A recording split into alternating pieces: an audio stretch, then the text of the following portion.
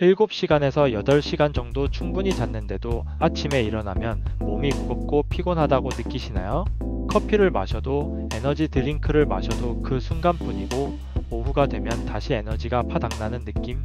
그리고 예전 같으면 금방 나았을 작은 상처나 여드름도 요즘엔 회복이 유독 느리다고 생각하시는 분들 많으실 텐데요. 사실 이런 증상들이 단순히 나이가 들어서 혹은 요즘 바빠서 라고 넘기기에는 너무 소중한 우리 몸의 신호일 수 있습니다.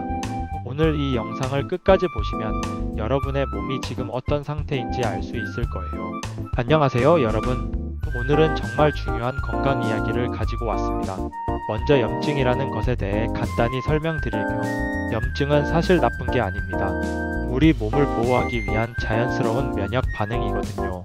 예를 들어 손가락에 상처가 났을 때 빨갛게 붓고 열이 나는 것도 염증 반응이에요. 이는 외부 세균을 막고 상처를 치유하기 위한 우리 몸의 정상적인 방어 메커니즘입니다. 하지만 문제는 이런 염증 반응이 필요 이상으로 오래 지속되거나 온 몸에 만성적으로 나타날 때입니다. 이를 전신성 저등급 염증이라고 부르는데, 마치 몸속에서 난 상처에 작은 불이 계속 타고 있는 것과 같다고 생각하시면 됩니다. 눈에는 잘 보이지 않지만 우리 몸의 에너지와 건강을 서서히 태우는 것이죠. 이때 스트레스라는 장작이 더해지는 순간 어떠한 증상이나 질병으로 발현이 되는 것입니다. 그렇다면 이런 우리 몸속 안에 상처인 염증이 있는 상태일 때 우리 몸에서는 어떤 신호들을 보낼까요? 총 8가지로 정리해서 말씀드릴게요. 각각의 증상을 들으시면서 본인에게 해당되는 것이 몇 개나 되는지 체크해 보시기 바랍니다. 첫 번째는 만성 피로감입니다. 충분한 수면을 취했는데도 아침에 일어나기 힘들고 하루 종일 에너지가 부족한 느낌이 듭니다. 특히 오후 2시에서 3시경에 극심한 피로를 느끼거나 주말에 늦잠을 자도 개운하지 않다면 주의해 보세요. 두 번째, 소화기계 불편감입니다. 속이 자주 더부룩하고 변비와 설사가 번갈아 나타나거나 식후에 폭부팽만감을 자주 느끼는 경우가 해당됩니다. 또한 위산역류나 속쓰림이 자주 발생하는 것도 염증과 관련될 수 있어요. 세 번째, 피부 트러블과 회복 지연입니다. 성인이 된 후에도 여드름이 자주 나거나 아토피나 습진 같은 피부염이 악화되는 경우, 그리고 작은 상처나 벌레 물린 자국이 평소보다 오래가는 경우입니다. 네 번째, 관절과 근육의 문제입니다. 아침에 일어났을 때 손가락이나 무릎이 뻣뻣하고 별다른 운동을 하지 않았는데도 근육이 자주 아프거나 쥐가 나는 경우가 여기에 해당됩니다. 다섯 번째, 뇌기능 저하입니다. 집중력이 예전만 못하고 기억력이 떨어진 느낌, 그리고 자주 발생하는 두통이나 머리가 무거운 느낌이 지속되는 경우입니다. 여섯 번째, 면역력 저하입니다. 감기에 자주 걸리고 회복이 오래 걸리며 구내염이나 입술 포진이 자주 발생하는 경우가 해당됩니다. 일곱 번째, 수면 패턴의 변화입니다. 잠들기 어렵거나 자다가 자주 깨거나 새벽에 일찍 깨서 다시 잠들지 못하는 경우입니다. 여덟 번째, 정서적 변화입니다. 이유 없이 짜증이 늘고 우울한 기분이 자주 들거나 스트레스에 대한 저항력이 예전보다 떨어진 느낌이 드는 경우입니다. 여러분은 몇 가지나 해당되시나요? 한두 개 증상이 있지만 지속되지 않는다면 일시적인 컨디션 난조일 가능성이 높습니다. 한두 개 증상이 2주 이상 지속된다면 어느 정도 생활습관 개선을 하면 금방 염증을 잡을 수 있습니다.